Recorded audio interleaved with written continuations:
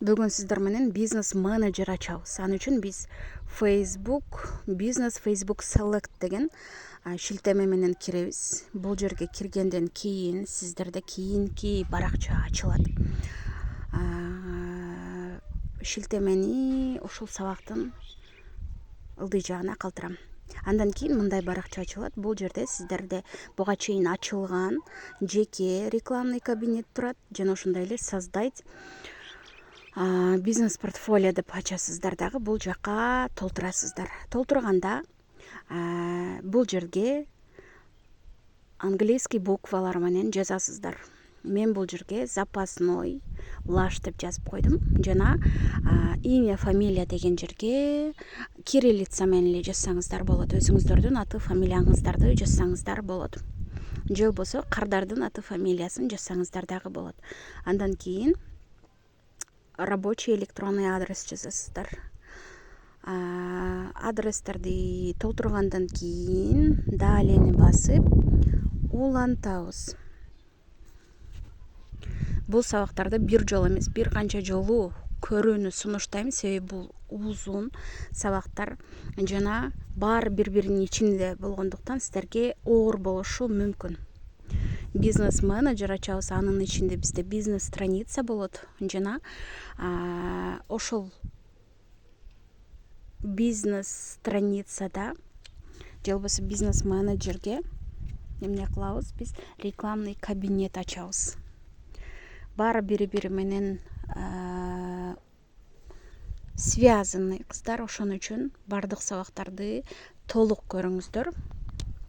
Ошондо гана сиздер түшүнүп кайталай аласыздар бул нерселерди. Бул нерсени мен кардарга жасап берип атам. Кардарга жаңы без налог рекламный кабинет ачып жатабыз. Ошонун негизинде сиздер дагы бул сабактарды көрүп жатасыздар.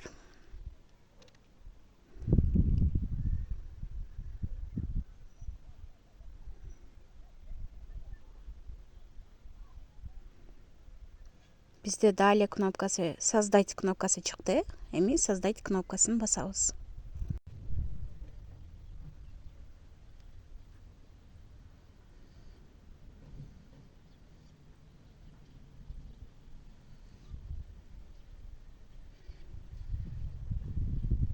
Создать эткенден кийин бизде бизнес страницабыз бар, Facebook'тагы.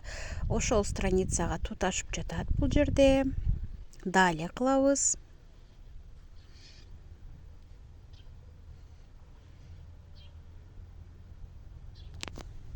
Галочканы тандап туруп далее кылабыз.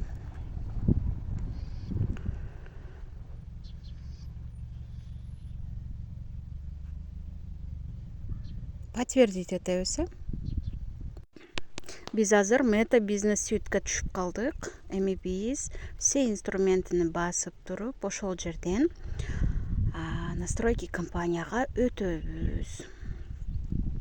Себеби биз ошол жерден гана толук без налог рекламный кабинеттерди ача алабыз.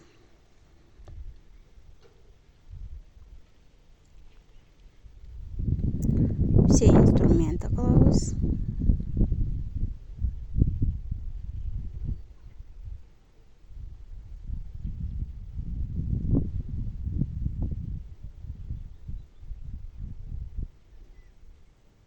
Же болбосо настройкиден эле өтөбүз. Караңыздар, биз бизнес портфолио ачтыгы запасной лаш деп. Эми бул жерден ар бир инструментти кошуп чыгабыз. Страницабыз кошулду. Эми бизнес рекламный аккаунт ачабыз. Создать новый рекламный аккаунт деп.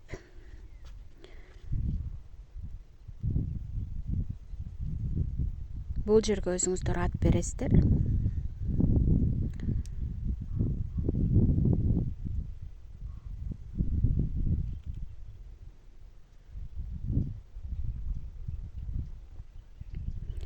Мен запасной эксперт деп ачтым. Себеби биз кайсы рекламный кабинетибизге, рекламный аккаунтубузга эмне кошулганын билиш үчүн. Бул жерде часовой поясты +6 Азия Бишкек дегенди тандайсыздар.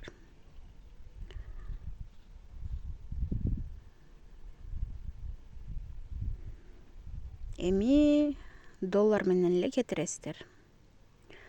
Да моя компания кыласыздар. Далее так, запасной лаш, запасной эксперт дегенге галочка коесуздар. Андан кийин уже создавать этесиздер.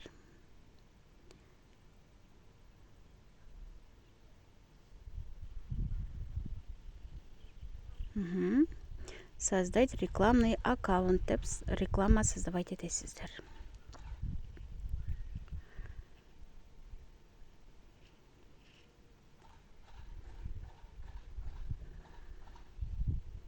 Готово.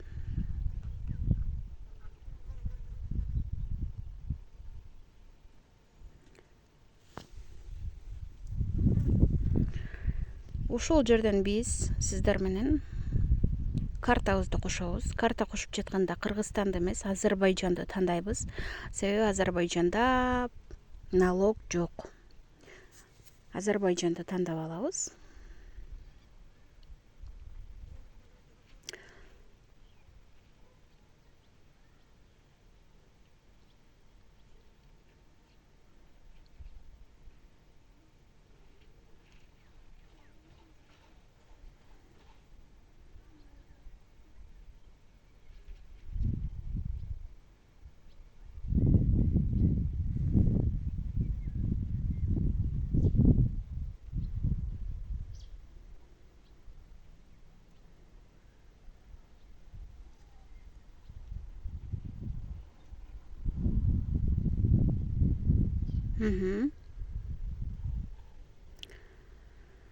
Калган жери ошол бойдон эле калат. Доллар боюнча калат.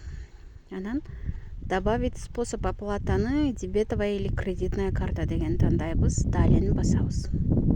Эми бул жерге өзүңүздөрдүн аты фамилияңыздарды, 16 номериңиздерди жана мөөнөтүн жана CVV кодду жазып толтурасыздар. Сөзсүз түрдө виза карта болуш керек. Банк карта деле болот. Анан башка банктардын виза карталары жарайт. Ошканын картасы болсо дагы болот, виза картасы. Картаңызда эң аз дегенде 100 сом болуш керек. Бул сумма алынбайт. Кээ бир учурда алып, кайра кайтарылып берген учурлар да катталат. Мен картаны кошуп алдым. Эми сиздер менен кийинки аракетти жасайбыз.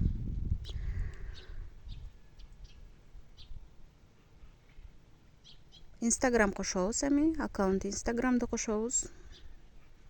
Добавить. Кээ бир учурда Инстаграм баракчаңыздар кошулбай жаткан учурда Инстаграмдын өзүнө кирип, тип аккаунта деген жерди табасыздар дагы. Профессиональный аккаунт болсо личный аккаунтка, же болбосо автордук аккаунтка которуп турасыздар. Мына ошол учурда кошулат. Же болбосо редактировать деген жеринен буга чейин кошулган страницаны удалить этсеңиздер кошулат. Инстаграм логин паролин жазып киргенден кийин готованы басабыз. Бизде бул учурда запасной лаш деген бизнес портфолиога кошулду. Полный доступ беребиз. Сообщенияларга, контенттерге башкарууга мүмкүнчүлүк беребиз. Так, готованы басабыз. Сохранить этебиз. Частный доступ эмес, эмне кылабыз? Полный доступ беребиз кыздар.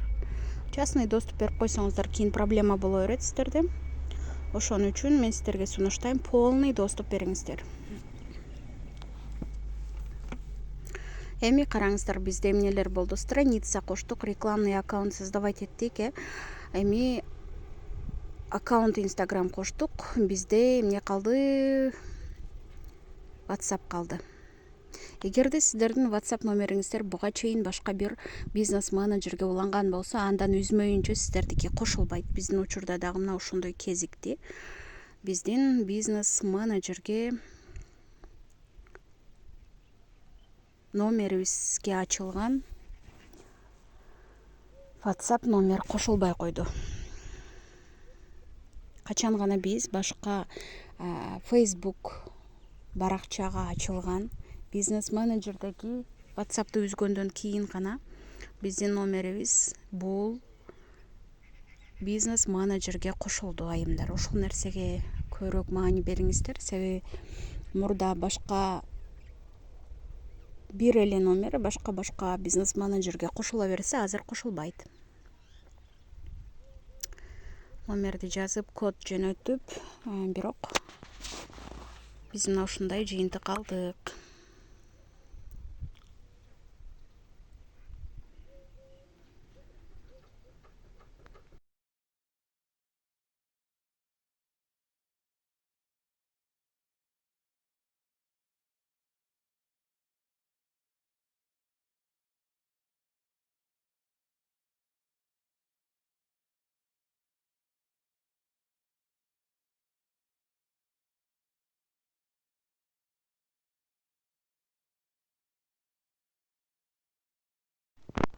Эмистер менен баарын бир жерге чогултабыз. Ал үчүн люди деген жерге кириш керек. Дагы страницаны, рекламный аккаунтту, инстаграмды жана бизнес WhatsApp'ты дагы баардыгын бир жерге чогулуп турабы, бири-бирине привязка болду, ошол нерсени карайбыз. Бул жерге киргенде дагы частный эмес, полный доступ бериңиздер. Эгерде баары кошулган болсо, анда связано деп чыгат. Кошобуз жана частный эмес, баарына полный доступ беребиз. Ошондо гана биздин бардык инструменттерибиз бир жерде болот. Полный доступ беребиз. Инстаграм аккаунтту дагы кирип, ар бирөөсүн басып көрүп, ага дагы полный доступ беребиз.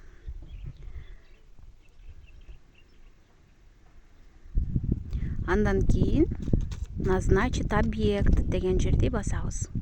Мына ушул учурда биздин люди дегени бул өзүңүздүн аты фамилияңыз чыгат ал жерде. Жана бардык объекттер кошулган болсо готованы басабыз.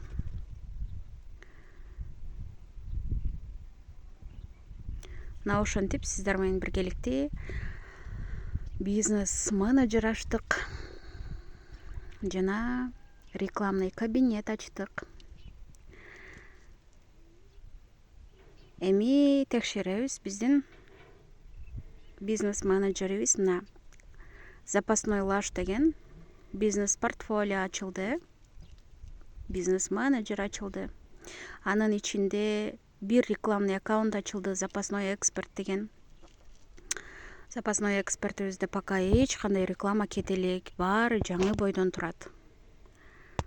Өзүңүздөр дагы байкап көрсөңүздөр болот. Мына ушул эле видео менен өзүңүздөргө рекламный